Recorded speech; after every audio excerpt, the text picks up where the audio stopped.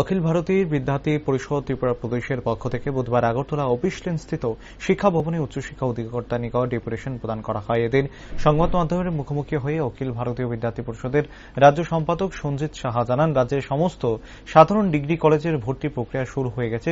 কলেজগুলোর মধ্যে ছাত্রছাত্রীর সংখ্যা বেড়ে যাওয়ার কারণে রাজ্যের প্রচুর সংখ্যক ছাত্রছাত্রীরা কলেজে ভর্তি হতে পারছে না।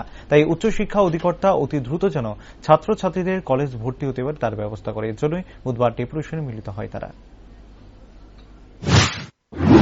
আজকে মূলত আমরা জানি যে আমাদের রাজ্যের সাধারণ ডিগ্রি কলেজগুলোর মধ্যে আমাদের ভর্তি প্রক্রিয়া শুরু হয়ে গেছে এবং তার মোটামুটি অলরেডি প্রসেসিং মোটামুটি শেষের পথে চলছে। তাই অনেকগুলা কলেজগুলির মধ্যে এখনো ভর্তির যে সংখ্যা ফর্ম ফিল আপ ছাত্রছাত্রীরা জমা করেছেন তার প্রায় সিট অলরেডি তার ক্যাপাসিটি যতটুকু ছিল তার অধিক ফুলফিল হয়ে গেছে সমস্ত কলেজগুলোর মধ্যে।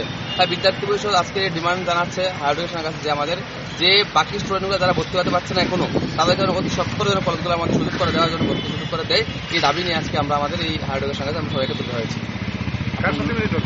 আমরা আজকে হায়ার এডুকেশন ডাইরেক্টর রয়েছে ওনার সাথে এখন উনি না থাকেন তো ওনার পরবর্তী যে রয়েছেন ডিস্ট্রিক্ট ডাইরেক্টর ওনার সাথে আমরা এখন। আমার নাম সঞ্জিত শাহ, এবিপি ত্রিপুরা প্রদেশ সম্পাদক।